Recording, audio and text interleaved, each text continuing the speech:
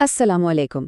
تو شروع کرتے ہیں آج کا یہ تجزیہ، جس میں ہم تاریخ کے ایک نہایت مشہور اور روحانی واقعے کی گہرائی میں جائیں گے۔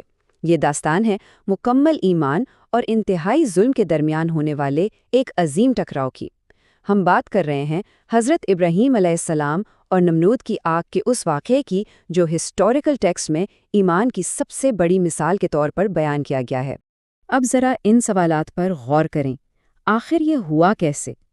یہ سوال صدیوں سے لوگوں کو حیران کرتا آیا ہے کہ 2 سال تک جلائی جانے والی آگ اچانک ایک کھلتے ہوئے باغ میں کیسے تبدیل ہو گئی۔ اور اس سے بھی بڑی حیرت کی بات یہ ہے کہ اس وقت کی دنیا کا سب سے طاقتور اور مغرور بادشاہ آخرکار ایک چھوٹے سے مچھر کے ہاتھوں کیسے تباہ ہو گیا۔ یہ کانٹراسٹ واقعی حیران کن ہے۔ تو چلیے حقائق کو دیکھتے ہیں۔ اس کہانی کا پہلا حصہ شروع ہوتا ہے اس ظالم بادشاہ سے، یعنی نمرود۔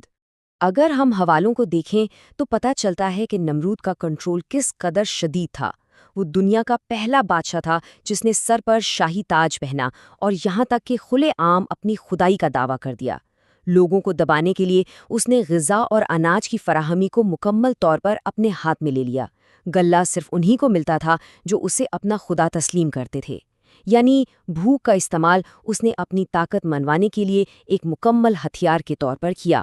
یہاں سے بات آگے بڑھتی ہے دوسرے حصے کی طرف، جہاں ان مقدس بتوں کو توڑا جاتا ہے۔ ہوتا کچھ یوں ہے کہ شہر میں میلہ یا عید کا دن آتا ہے اور پوری قوم شہر سے باہر چلی جاتی ہے۔ ٹیکسٹ کے مطابق حضرت ابراہیم علیہ السلام نے بیماری کا عذر پیش کیا اور شہر میں رک گئے تاکہ اس موقع کا فائدہ اٹھایا جا سکے۔ جب پورا شہر خالی تھا، وہ اس عظیم بت خانے میں داخل ہوئے جہاں مورتیوں کے سامنے کھانوں کے ڈھیر لگے تھے۔ انہوں نے ایک کلہاڑی اٹھائی اور ان تمام بے جان بتوں کو توڑ دیا، سوائے سب سے بڑے بت کے۔ یہاں ایک انتہائی دلچسپ اور اہم نقطہ سامنے آتا ہے۔ جب ان سے پوچھا گیا کہ یہ کس نے کیا تو ان کا جواب تھا، کلہاڑی تو اس بڑے بت کے کندھے پر ہے، انہی سے پوچھ لو کہ کس نے کیا، اگر یہ واقعی بول سکتے ہیں۔ یہ ایک نہایت ذہین اور منطقی وار تھا۔ انہوں نے پجاریوں کے سامنے بالکل واضح کر دیا کہ جو بے جان پتھر خود کو نہیں بچا سکتے، وہ طاقتور یا خدا کیسے ہو سکتے ہیں۔ اس واقعے کے بعد نوبت آتی ہے تیسرے حصے کی، جو کہ ایک عظیم شاہی مناظرہ تھا۔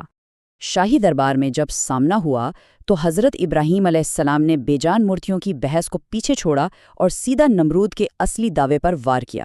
انہوں نے مکمل اعتماد سے فرمایا، میرا رب وہ ہے جو زندگی دیتا ہے اور موت دیتا ہے۔ یہ مکمل اختیار اور طاقت کا کھلا اعلان تھا۔ لیکن اس بات پر نمرود نے نہایت عجیب مکاری دکھائی۔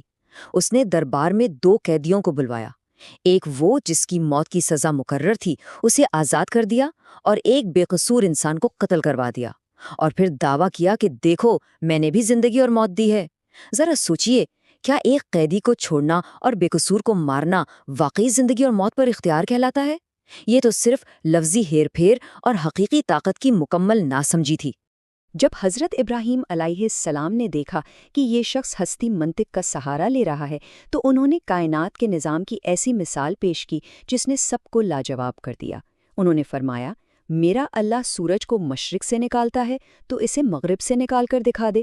حوالہ جات بتاتے ہیں کہ یہ سنتے ہی نمرود ہکا بکا رہ گیا۔ اس کے پاس اس یونیورس اسکیل چیلنج کا کوئی جواب نہیں تھا، وہ مکمل خاموش ہو گیا۔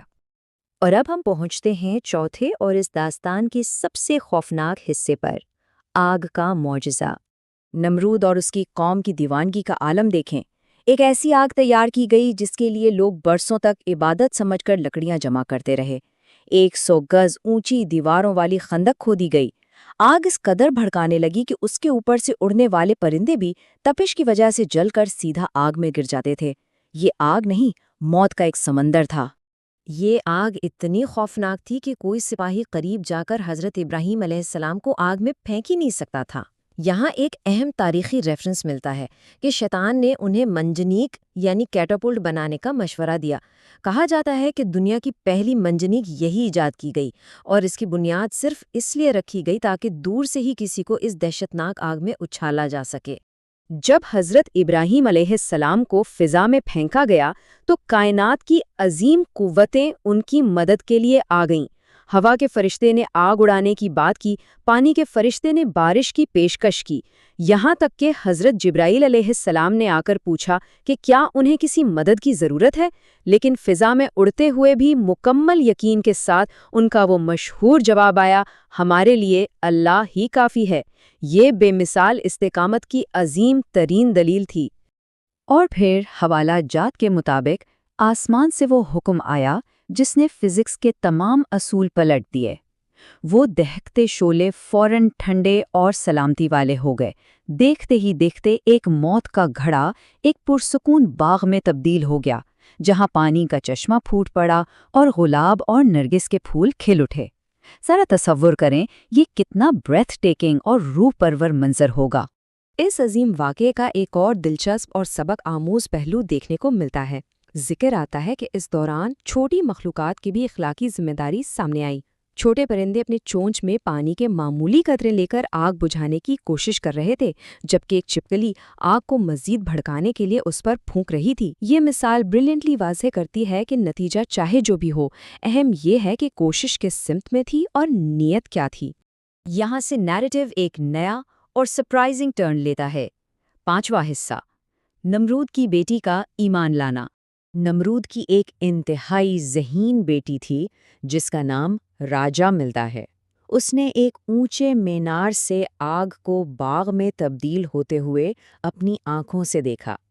یہ نظارہ دیکھ کر بچپن سے اس کے ذہن میں بیٹھے خدائی کے تمام جھوٹے تصورات چکناچور ہو گئے۔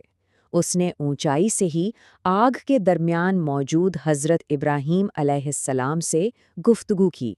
اس شہزادی کی بہادری کی ترتیب واقعی کمال ہے۔ اس نے حقیقت تسلیم کی اور وہیں کلمہ پڑھ کر ایمان لے آئی۔ پھر وہ نیچے اتری اور اس دہکتی آگ کے بیچوں بیچ چلتی ہوئی اس باغ تک آئی۔ آگ نے اسے بالکل نقصان نہیں پہنچایا، اور اس سے بھی بڑی ہمت یہ کی کہ وہ وہاں چھپی نہیں رہی، بلکہ سیدھا اپنے باپ نمرود کے محل واپس گئی اور سب کے سامنے اپنے نئے ایمان کا کھلا کھلا اعلان کر دیا۔ نمرود، جس کی انا اور تکبر اس کی خونی رشتوں پر بھی غالب تھیں، اس بغاوت پر آگ بگولا ہو گیا۔ تاریخی عبارات واضح کرتی ہیں کہ اس نے اپنی ہی بیٹی کو جلادوں کے حوالے کر دیا۔ انہوں نے اسے کڑی دھوپ میں لٹا کر اس کے ہاتھ اور پاؤں میں میخیں ٹھونک دیں، لیکن بتایا جاتا ہے کہ فرشتہ جبرائیل نے آ کر معجزاتی طور پر اسے اس شدید عذاب سے بچا لیا اور محفوظ مقام پر پہنچا دیا۔ اور اب ہم آتے ہیں اس وضاحتی پیشکش کے آخری حصے کی طرف، ان تمام کرداروں کا حتمی انجام۔ اس ٹیبل کو دیکھ کر پوری کہانی کا نچوڑ سامنے آ جاتا ہے۔ ایک طرف حضرت ابراہیم اور شہزادی راجا ہیں، ان کا راستہ عاجزی اور استقامت کا تھا، جس کا نتیجہ سلامتی، باغ اور ایک عظیم تاریخی مرتبہ بنا۔ دوسری طرف نمرود تھا، جس کا راستہ تکبر، ظلم اور ایگو کا تھا۔ دنیا کے اس عظیم ترین تاجدار کا انجام یہ ہوا کہ وہ مکمل طور پر ذلیل ہوا اور آخرکار ایک معمولی سے مچھر کے ہاتھوں تباہ و برباد ہو گیا۔ کیسی پروفاؤنڈ آئرنی ہے۔ اب یہاں ایک انتہائی دلچسپ ڈیٹیل اس 3 کے ہندسے میں چھپی ہے۔ حوالہ جات میں ملتا ہے کہ آگ ٹھنڈی ہونے کا معجزاتی اثر صرف نمرود کے اس الاؤ تک محدود نہیں تھا، بلکہ اس کائناتی اعلان کے نتیجے میں پوری دنیا میں 3 دن تک کسی بھی آگ نے کسی چیز کو نہیں جلایا۔ یہ ٹیکسٹ کا ایک واقعی حیرت انگیز حصہ ہے جو ڈیوائن پاور کی سکیل کو دکھاتا ہے۔ اس پورے تجزیے کو مکمل کرتے ہوئے یہ آخری سوال ہم سب کو ضرور سوچنا چاہیے۔ اگر برسوں میں تیار کی گئی تاریخ کی خوفناک ترین آگ ایک سچائی یقین والے انسان کو ذرا سا بھی نقصان نہیں پہنچا سکی، تو یہ ہمیں آج کی اوور پاورنگ قوتوں کے سامنے حق پر ڈٹے رہنے کے بارے میں کیا سبق دیتا ہے؟ اس عبرتناک اور گہری سوچ کے ساتھ ہی ہم اس جائزے کو یہاں ختم کرتے ہیں۔ امید ہے اس سفر میں بہت کچھ نیا سیکھنے کو ملا ہوگا۔ اللہ حافظ۔